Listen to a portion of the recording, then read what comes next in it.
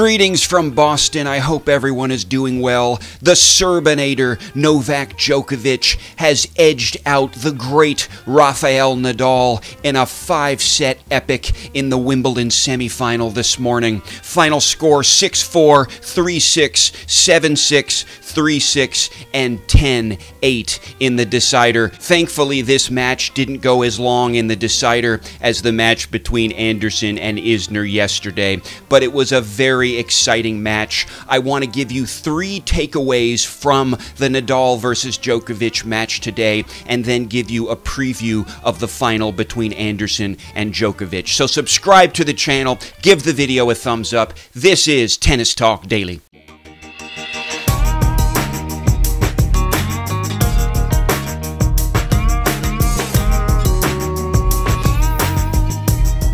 The first takeaway from this match is that it was a very close affair, folks. In a way, it's more satisfying to have a cleaner winner in these matches, but that wasn't the case today. Novak Djokovic did, as I said, edge Nadal, but it was a very close match. The match spanned 2 days. Yesterday, the players played 3 sets. Djokovic won the first 6-4, Nadal won the second 6-3, and Djokovic just edged Nadal in the breaker in the third 11-9 to take the third set. Then there was a suspension because it had gotten too late. They came back today and finished it out. Rafa looked pretty strong out of the blocks, notwithstanding the suggestion that having the roof closed would disadvantage Rafa. He was able to get a break fairly early and then went up 5-4 on serve, but then went down love 40 on his own serve to give Djokovic a triple break point and a chance to stay in the set. Well, Rafa wasn't having any of this, and with solid serving and devastating baseline play, was able to fight back and take the 4th set. The 5th set, as always, was something of a war of attrition. There were a couple of break points here and there, but it all came down to the 18th game when Djokovic, with Rafa serving, simply turned it on and played a beautiful return game to steal the match. Djokovic was playing a bit more defensive. He was sort of the wall today and was very impressive in that capacity. Rafa was playing with a lot more forward momentum, and that's why I thought he could have an edge in this match. That's why I thought he could have swooped up this match. Djokovic was a little better on his first serve win percentage, but on the other hand, Rafa was better on his second serve win percentage, even as Rafa's second serve win percentage did drop a bit, and that might have been one subtle key to why he couldn't push through this match ultimately. Rafa actually won one more game in the match than Djokovic did, but in any case, you get the point. It was a very close match. Djokovic did come through, but Rafa deserves a lot of credit, which leads to the second takeaway point, which is that Nadal looked fantastic at Wimbledon this year, folks.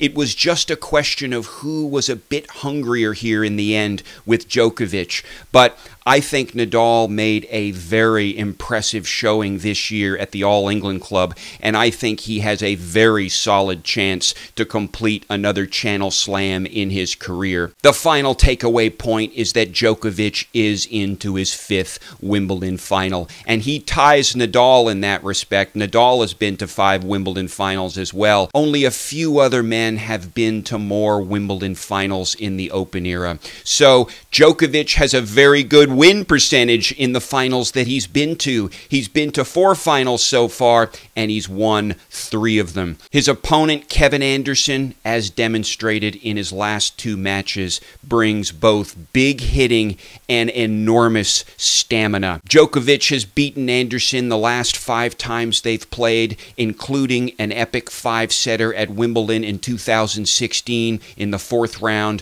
where Djokovic came back from 2 sets down to send Anderson packing. In a way, I wish the victory for Djokovic was a little cleaner today. He does look ascendant. I wanted it to be a clean victory for one or the other of the players, but it was so close that it was sort of a Pyrrhic victory, as it were. Still, we have to believe that Djokovic has a good chance going into this final to take his 4th Wimbledon title. He just seems like a surer bet based on the history. On the other hand, Djokovic has not yet been tested at this year's Wimbledon Championships against a big server along the lines of a Kevin Anderson, who brings that very nimble and effective power game from the baseline as well. Anderson has played some very long matches in the last 2 days, but he's also shown that he has tremendous stamina. So while it's possible he could run out of gas before Djokovic does tomorrow,